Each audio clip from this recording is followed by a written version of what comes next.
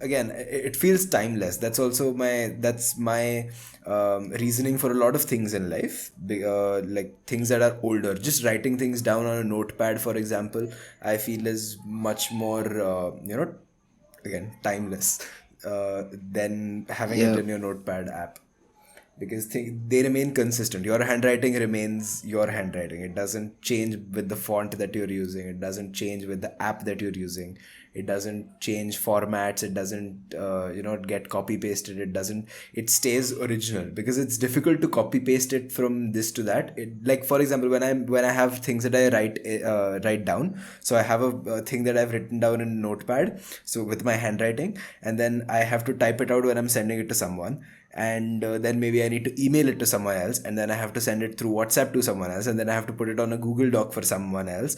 And it feels, because of this this infinite reproducibility of digital content or digital writing, I feel like it doesn't have that much originality. Whereas, like, for example, if I write you a letter, and if I write you a letter, I don't have a copy of it anymore. It's just with you. You have the one sole copy of that thing, right? But when I send you an email, I have a copy. You have a copy. I can make like a million copies of that, and I'm sure Google also has a copy of it.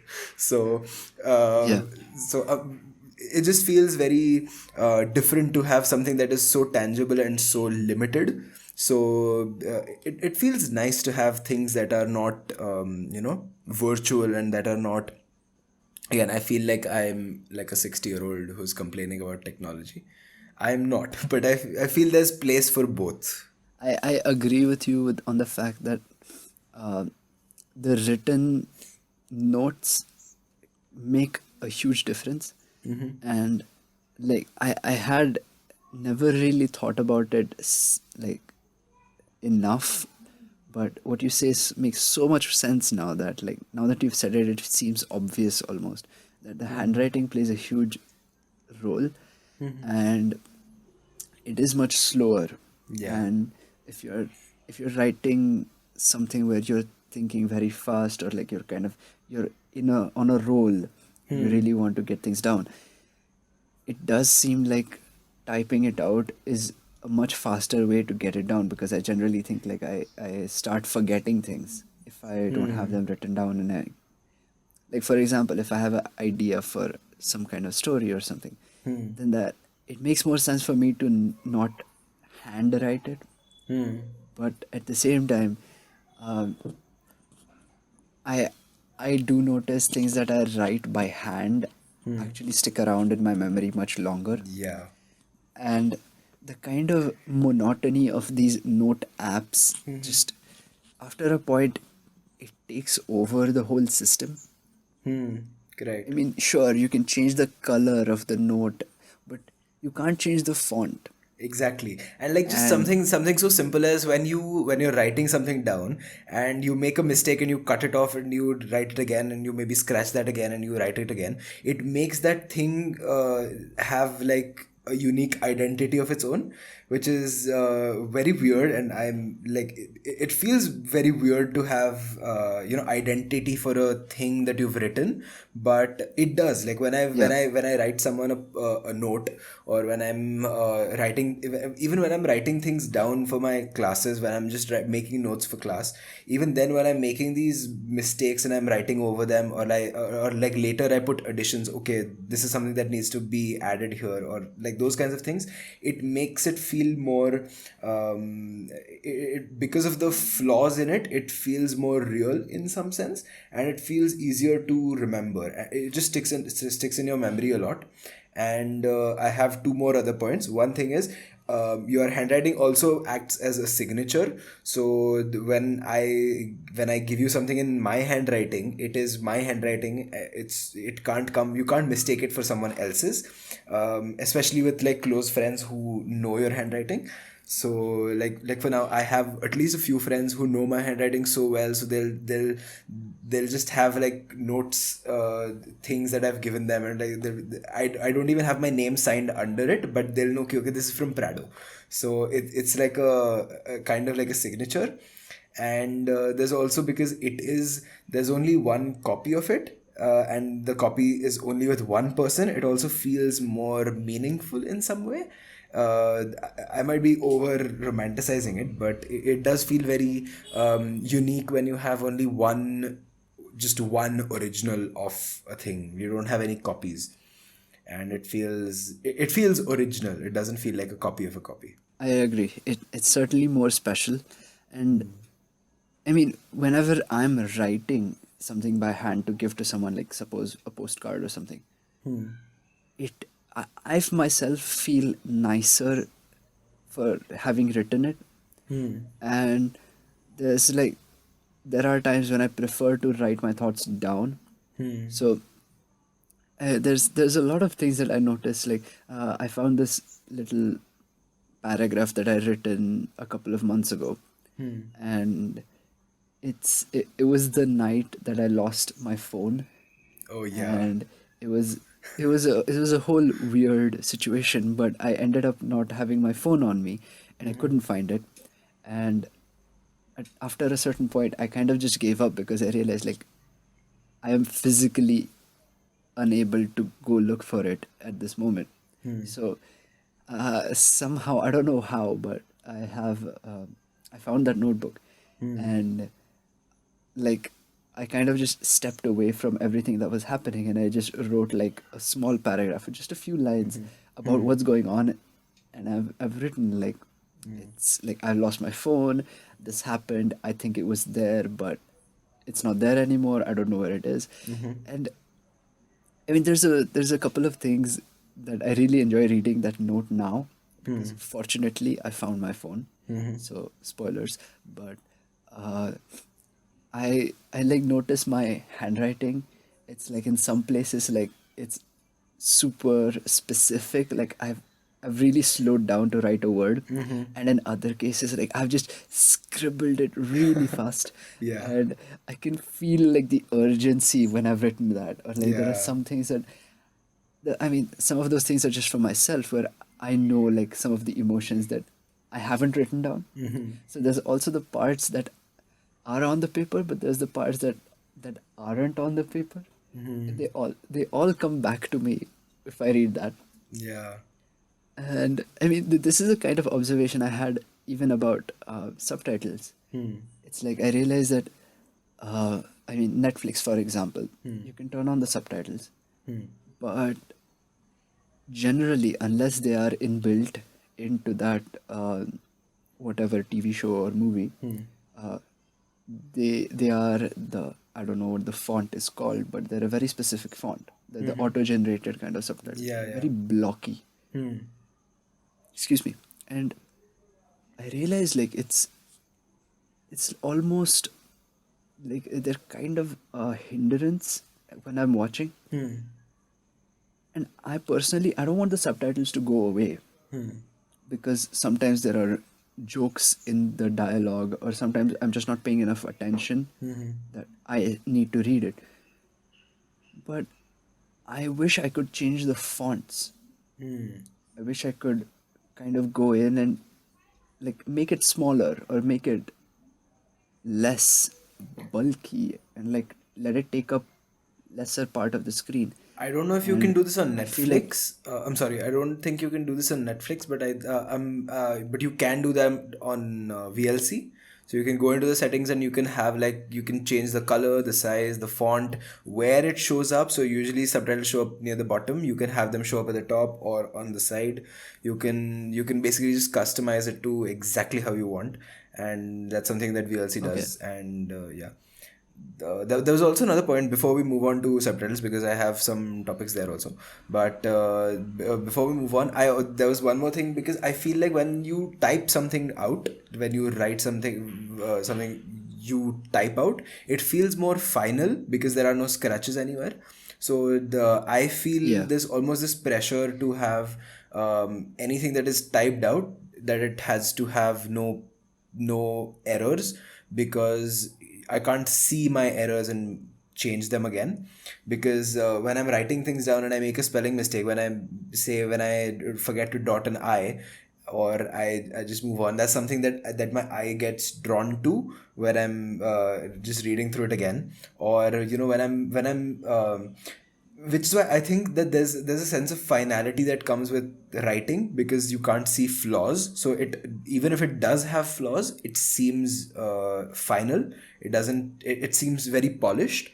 Even if there are spelling mistakes, and you print it out, you can't you there's no it doesn't have those scratches of like when you've scratched something out and done that, like when you've pressed backspace 4 times and in anger of because you're in that mood and you need to type things out quickly, and you don't get that feeling when you're typing. But when you've written something down, I always feel okay, I can maybe change that bit a little, or maybe that was scratched out, and then maybe later on I realized ki, the word that I scratched out for a different word actually seems better, so I might actually put that word in the final thing, or I will write it down again, which is not something you can have in typing, because it feels, because once you've made an edit in digital format, it's un you know it's unseeable almost, like unless you have like special settings turned on, which again gets very cumbersome. But unless you have that, you can't see that spelling mistake that you made,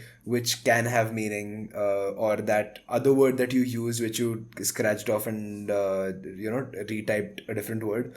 That's something that you don't get in digital things. So I find this a problem when I'm writing things, especially when I'm writing scripts, because when I'm writing scripts, there's a lot of I don't always use English. I use a bit of Marathi, a bit of Hindi, because of dialogues and things like that, or I use some local words which might not be in the dictionary. So they show up as errors, but they might not be. So what happens is the actual errors that are there also get lost on me, versus when I'm writing something down by hand and I know exactly what is right, what is wrong.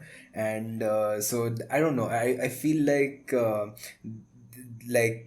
writing by hand is like the a way to really write something new, and then after iterations and once you're ready to publish it, I think then you can type it out, which would be extremely time consuming when I do eventually write a novel. But till then, till I'm writing short stories and smaller scripts, I think writing by hand is a good way to start. Yeah, I think what you mentioned is probably the reason why I I never go back and really edit or Exactly. rewrite Exactly. short Exactly. stories, Uh huh. because I don't feel like it. Like it's over. Like I saved that document and that last full stop is the final one and we're done here. Exactly. So if it's bad, I don't try to improve it. I just call it bad and like push it to the side.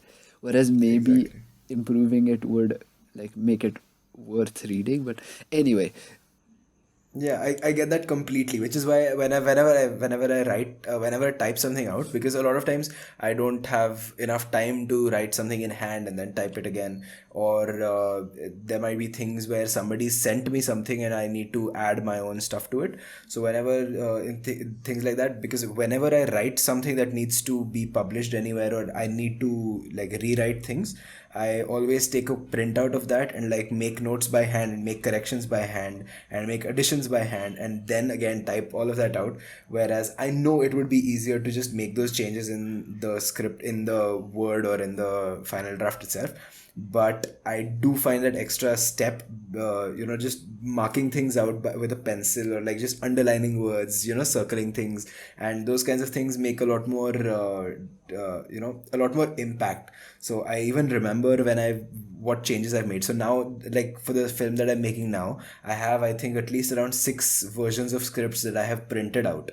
So I can go back to, oh, what was this dialogue originally supposed to be, and then I can go back and I can read the actual dialogue that I had, and the change that I had made in pencil over there, which has become a typed change in the later script. So I really like to have that sort of like a all the iterations of a thing till the final one. Yep. And I just with the notes and the things. I think this is also the romanticism that you get from really old books. Like I have a lot of books from my dad, like from his childhood as well and from his youth, and he's like made notes on the margins and stuff, and that's very interesting to read because you get a perspective on the reader itself. So I like that. That's something that I do like, which is something I did not do a lot earlier when I would be reading a book. Even if it was a novel, I didn't usually write in it.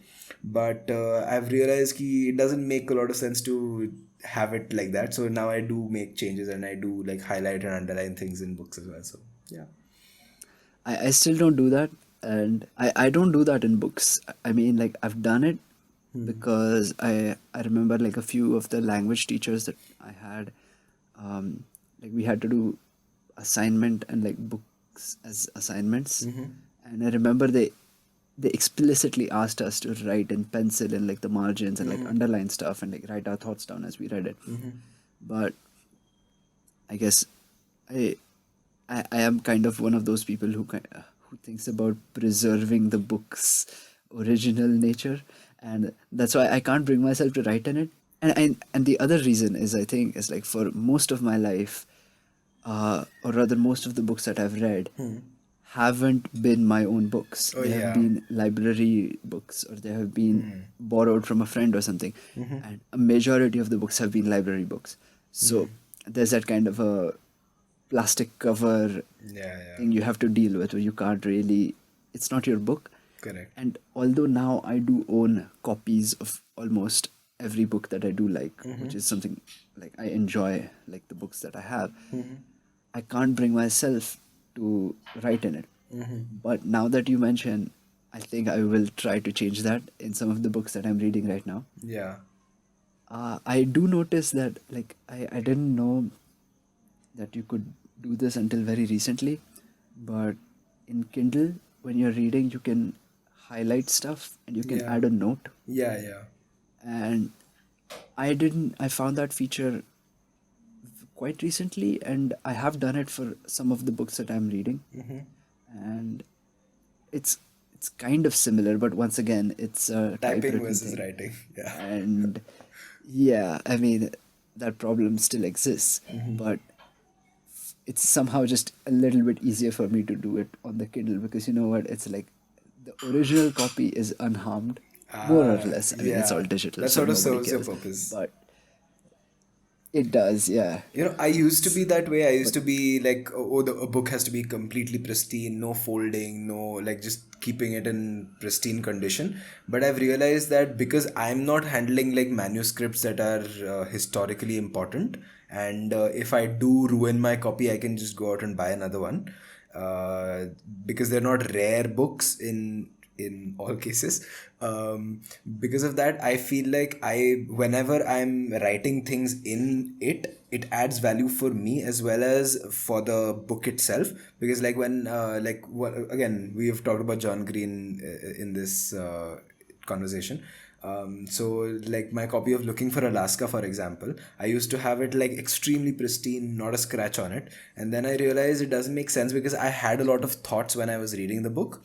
And like on subsequent readings, I would lose those ideas and I would think of the same things again when I was reading it. And I was like, oh my God, like, so I felt that I was in this loop of rediscovering things for the first time, again and again, every time I read it. But then when I started making notes in the book, I discovered, I discovered not only the original text from the book, but the things that I had added, and then I would think of something else with the additions as well, and then I would think of another thing, and then you know those scribbles in the margin just keep growing every time you read it, and that's something that's so that's unique. And also like I think every time, because I was a big fan of owning books versus getting them from the library, so or like borrowing from friends. So because of that, I also had that sort of independence of doing whatever I want with it. But I also love the just to look at a book that has been properly used. Like some of the books that I have, like I've read them like so many times. Like my copy of Catcher in the Rye is like the cover is like almost about to tear off, and like it's it feels bad to look at a book in a bad condition, but it also feels amazing because you've read it so much, and that sort of means something.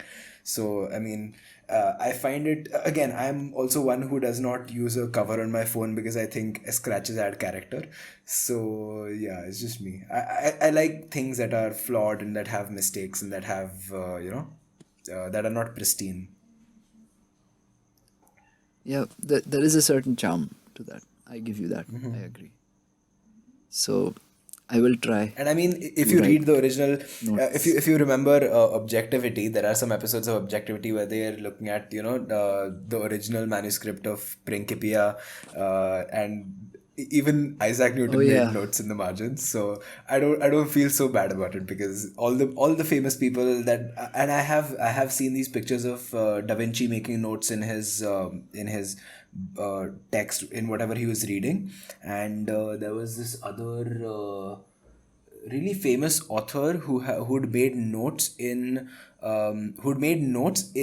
books written by other authors, like his friends and just contemporaries. And I remember seeing pictures of that, and I was very it's like when you send me something that you've written, I can give you a response, right? But like if I read something that is written by John Green, I can't give him a response, or like I can't tell him about the ideas that I had, right? So I want a place where I can put it down, and it also has the context, because there was a time, again, this is a time when I used to keep my books pristine. I used to either put them on post-it notes, or I used to write it in a separate book with a page number and all of that. And that got very cumbersome because I had to like specify which line and basically quote it, and it got very cumbersome and it sort of lost context. The post-it note gets lost, and there's no context. You just have a note which says something seemingly profound, but it has no meaning on its own. It needs that context of the book and the lines in the book.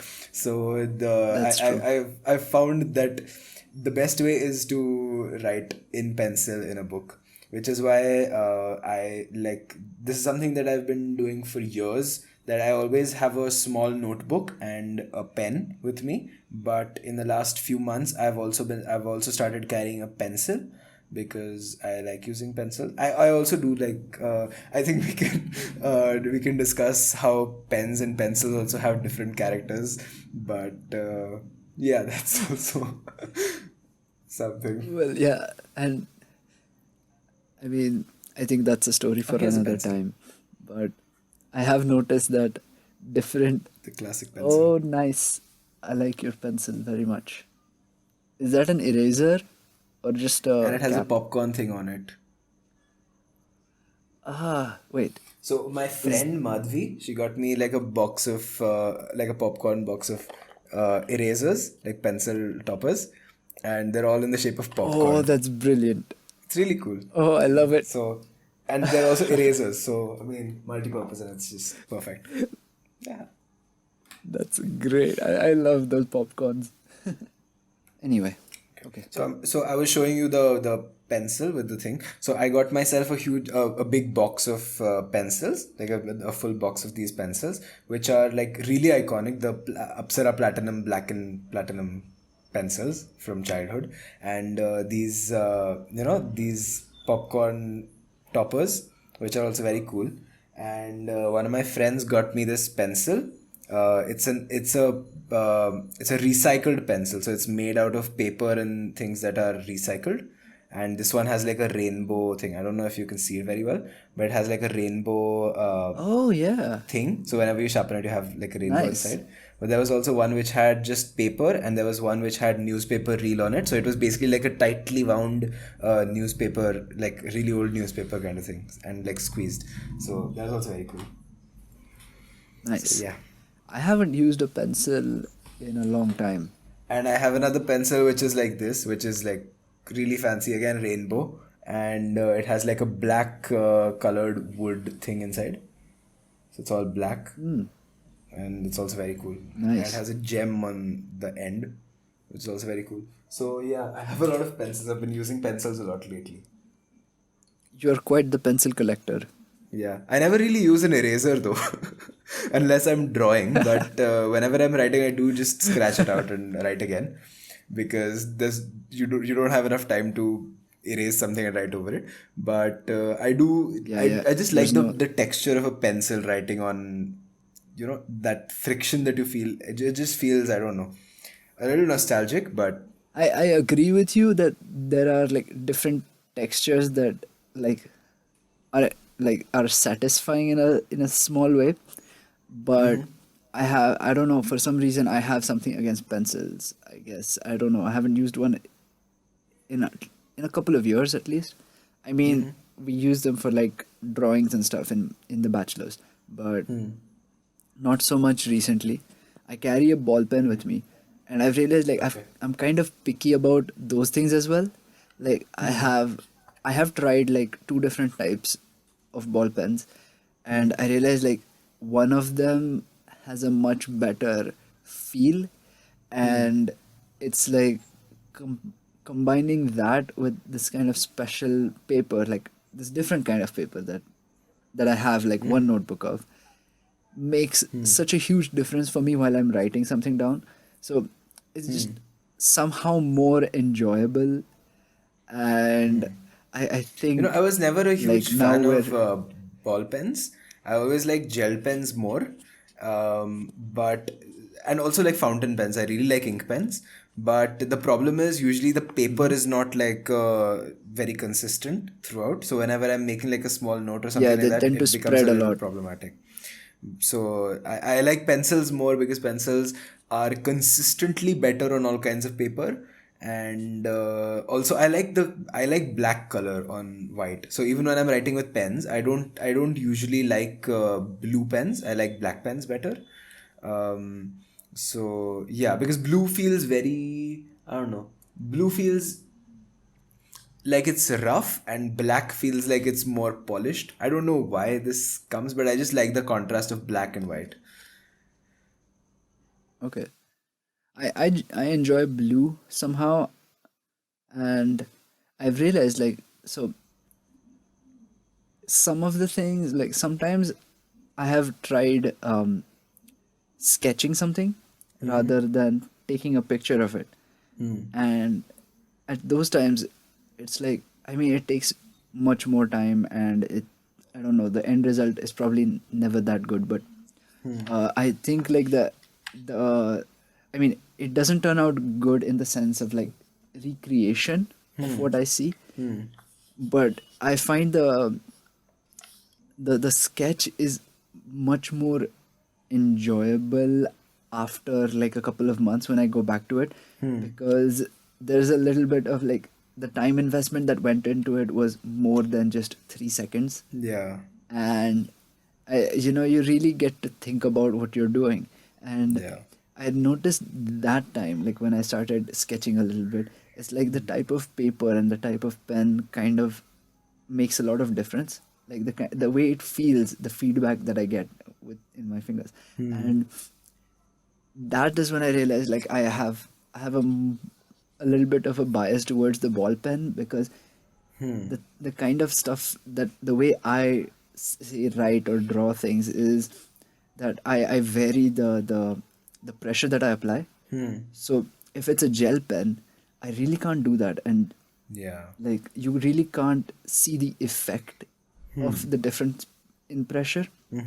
Whereas, I mean, not for all ball pens, but the certain ones that I have, it's like you can tell the difference. You can see the line width changing, and you can. I just enjoy the way it comes out on paper much more than I did with gel pens.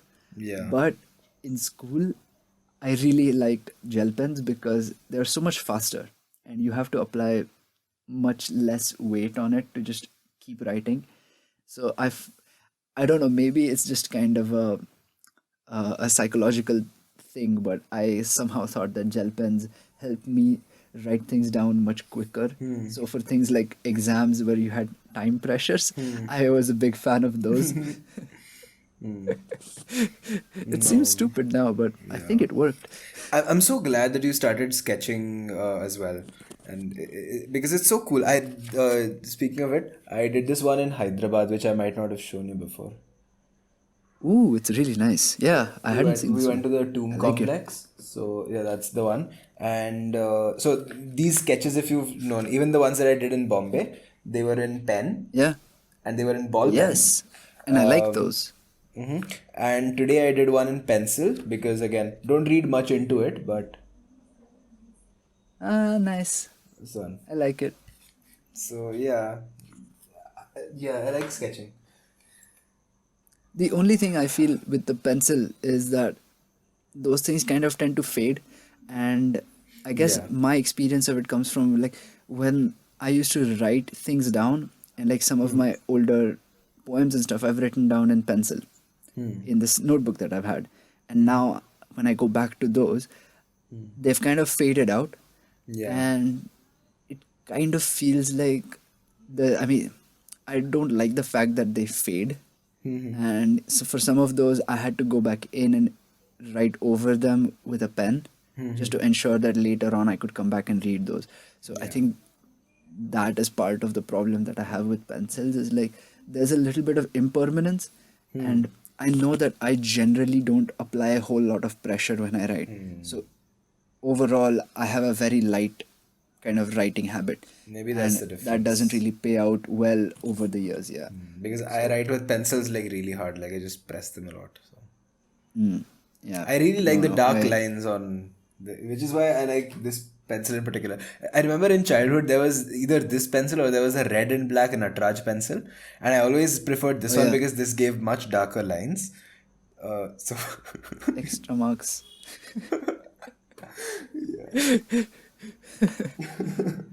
Yeah. I remember the day someone told me like there are different types of pencils, like the H2, H3, and yeah, things like yeah. that. I have a whole set of those I, pencils. I have like two of every kind of pencil, but I don't carry them every day because I would just be a walking stationery store, just having these different kinds of pens and pencils and ball pens and black and white, and just all this. Then I would be a crazy man.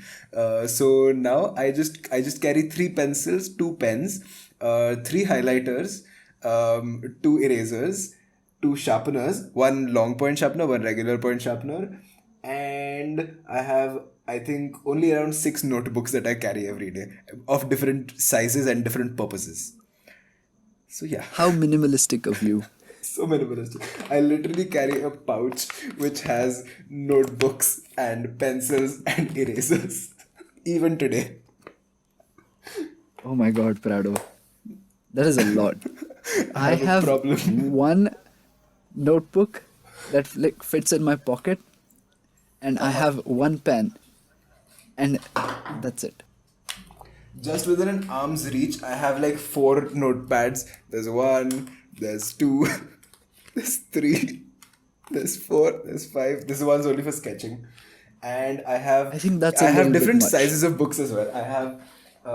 I would love it if this was a video podcast because I have this big sized book which has like things written on the cover as well. And I have them also in different colors and different purposes. I'm not even kidding because I'm at my desk right now. I can show you all of this stuff. But I have one book, then I have a slightly, I don't even have space. I have a slightly bigger book, then I have an even larger book. I have a red book. And I do have post-it notes as well because sometimes you need small notes. And I have one which is just a rough scratch paper kind of a thing for regular rough stuff. So yeah. Well, if if anyone is wondering why notebooks are so expensive these days, I think we have an answer. Because I've been I think holding all Prado, of them.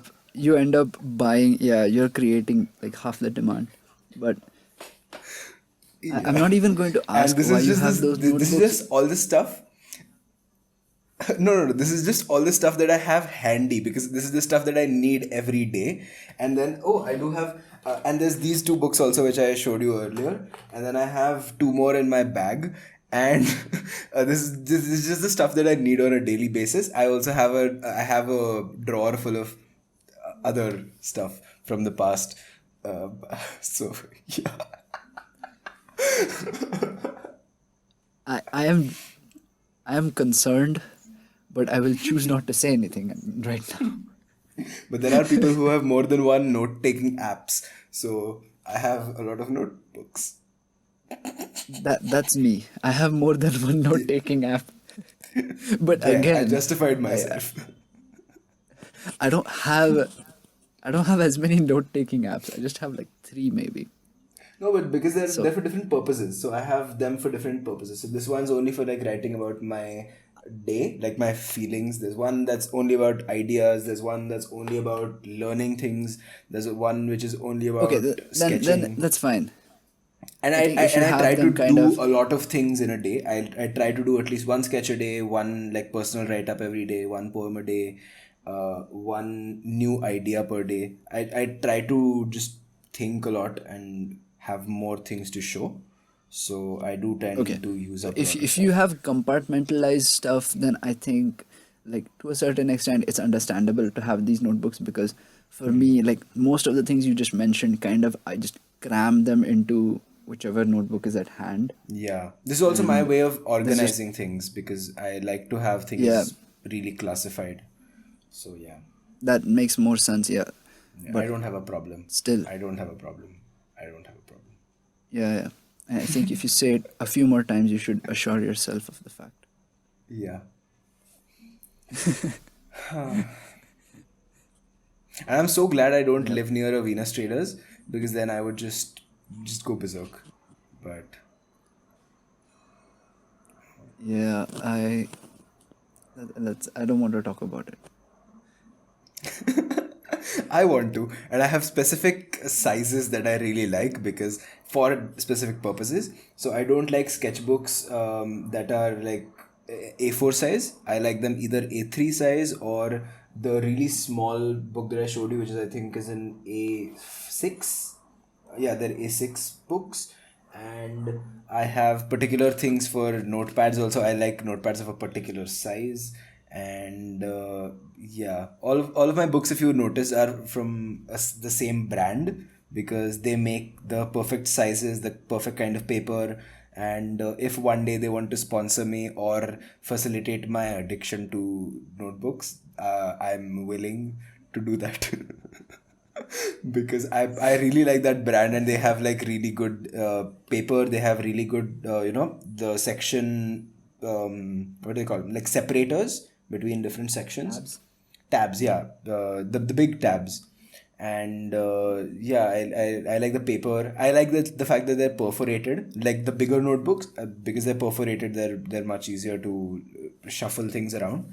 And yeah, that's it on the paper and pencil and writing rant. I do enjoy some kinds of paper, so I understand the excess amounts of paper that you have.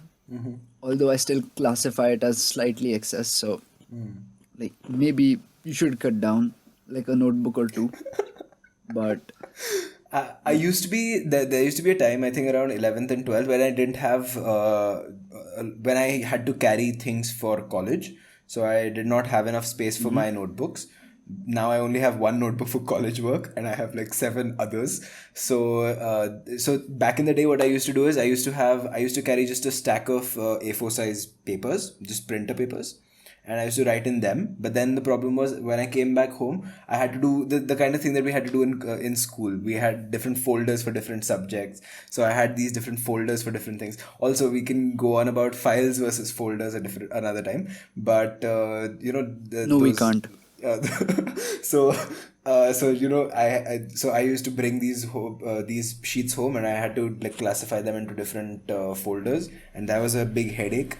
And now I've really cut that down. But I still do have to carry like sheets of paper because like scripts and things like that. So I do have scripts and storyboards and all of that. So I not just have notebooks, I also have other ways of binding things. So I have spiral bound things. I have proper like thread bound things. I have things that are stapled. Staples also, I have a particular stapler size that I like. Then I have a lot of binder clips in different sizes because you need them from different sizes. And I also have paper clips. I don't know how, but I just feel like I feel like you're bragging right now. Although I don't know why. It's just I like my things a very particular, certain, specific way, or I do not like them. Like even when a guy when I'm at a Xerox center and I've got like a script printed or like something printed, I never let them staple it for me because they always staple it at the wrong angle. Like they will just staple it. Of course. So if you have like if that's your page, they will just staple it like that, like horizontal, and I don't like it. It has to be at like 45 because then it's easier to flip pages. And if you have like a bigger document, it has to be stapled in two places here horizontally so you can open it like a book. And I hate it when they just staple it and give it to you at random. So yeah, I've gotten really pissed at the Xerox Center guy in college because he uses the smaller stapler, which is the bad kind of stapler, and he uses it on a weird angle. So it really, and also when you're stapling things, things have to be like completely neat, and the pages have to be completely neat, and usually they're in a hurry, so they don't really care about it, and there's always like one corner which is jutting out, and that's really annoying. So Have yeah, you considered giving this feedback to the guy? Just I having him have. sit down and like talking to him? I have told him this a lot of times, and I'm just worried at some point he's just gonna be like, "Ki, Bhaiya, aap idhar mat aao." You find another guy who will do things according to you because I'm in a college. I need to print out and staple like thousands of pages every day. So you don't tell me about this. So I just carry my own stapler. I do carry my own stapler as well, so that if in the case I need to staple something, I can staple it my way.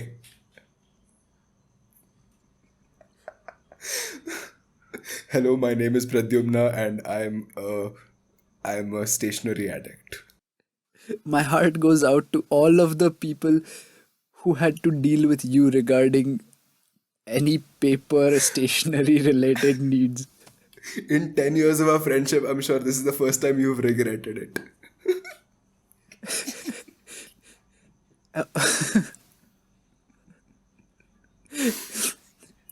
I'm just trying to think if there's like, I'm sure there are a lot of people who feel so strongly, or Yeah. at least a little strongly, about their paper needs, and all the people running these Xerox centers who have to deal with people like you on No, a but daily I have to deal basis. with a different kind of people. I have to deal with in college because nobody, no, because in college nobody brings pens, nobody brings notebooks. So whenever, because I'm the only one who has a notebook apparently, I have to tear pages off and give it to them because that throws my life into chaos because then it has to come from a certain section, and then one section grows really big and one section gets really small because I've torn pages to give to people, and people take pens and people lose them, and people even the pocket clip thing that is at the top of a pen, they break those, they chew on those, and they just lose pens a lot, like as if pens don't matter, but they do to me.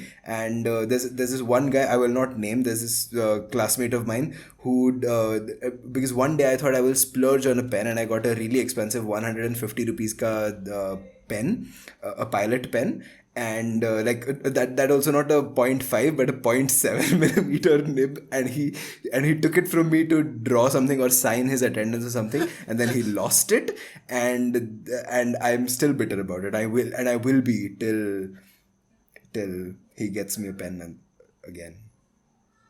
So yeah, people, I have to deal with people who take your pens and lose them. So yeah.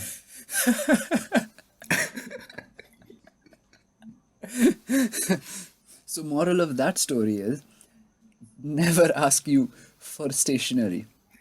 Am I right? Yes. Yeah. No matter how much ever stationery I have and how much I brag about stationery, never ask me for stationery.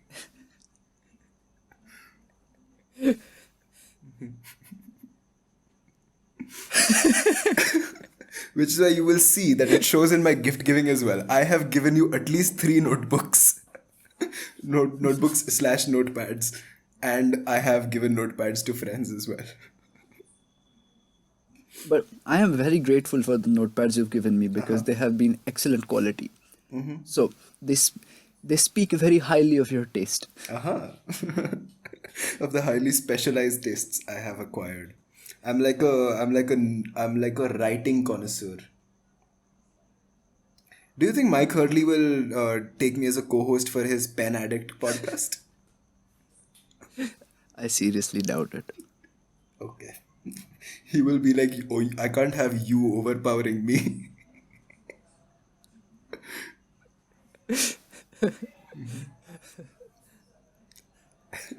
I feel like I need to think about something else other than the world of paper, pen, and writing. Okay. Whew, okay, let's talk about coronavirus then. So you like pens, huh? Okay. Moving on. What's up? Are you done eating your pretzel there? I am actually not done eating my pretzels. I am enjoying them very much. You're making me hungry. You do realize I only eat once a day, right?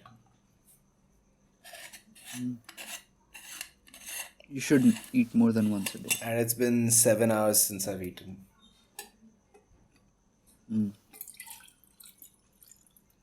I'm sorry, but I'm hungry, so you're gonna have to deal with that Yeah, you think I'm not? lack of pretzels on your own.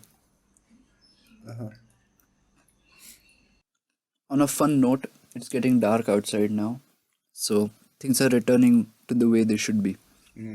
It's 9:30 here, so it's been dark for 3 hours. I discovered something today. So, uh, this morning I woke up and we had we had stuff in the dishwasher, but we hadn't run it yet. And I mean, generally what we do is that we wait until the dishwasher is full and then we run it. So obviously it makes more sense. Otherwise, you're just running an empty dishwasher. And we kind of wait until breakfast. Most of the times, it's like enough dishes accumulate over a day. So in the morning we have breakfast, and then that's when we put things in, and then we start. And this morning I checked it, and it was quite full. So I loaded up a few more things, and I reached for this little square packet of soap that we put into the dishwasher. So, I mean, there's a bunch of ways that this can be done, but for some reason, we have been using those little square gel slash powder packets, and I have no idea what they're called. I'm sure they have a name, but we were out, so I didn't know that. Otherwise, I would have just done the dishes by hand. But we were out of those soaps, and I had already loaded everything very nicely. Like, I took some time organizing the stuff in a very space efficient way. So I had to run it, of course. So I got some dish soap and I added it into the soap container. That was the first mistake, Okay. because I was like, there are a lot of dishes and I need a lot of soap. So I added a lot of soap, and it was liquid soap. You're not supposed to add that Okay. because it turns into foam. And by the time the dishwasher was done, the inside of it looked like a intense bubble bath, Oh. and it was a mess. So I was like, I thought probably running it again without adding any more soap would help, because you're just running it with water and the soap that's already It'll inside will dilute, just get washed away. It backfired so hard that the air, water, and soap mixture turned even more foamy and bubbly, until the point I just decided to take everything out. And for the next 20 minutes I was scooping out foam, and like, Your dishwasher long basically story looked like a short, rabid dog. yes, it looked like Did you Well, have? it looked like the outside actually, Wasn't this because it's exactly what happened in one episode of Tom and Jerry? I think it was. you might be right, but I'm sure they didn't have to deal with the consequences, which involved another hour and a half of cleaning the dishes and like scooping the foam out and trying to figure out how a dishwasher works. So, Impressive. Nice. yes, today I learned that if you don't have dishwasher soap, don't use the dishwasher. Just use your hands. A valuable life lesson. You will save about 2 hours of your life.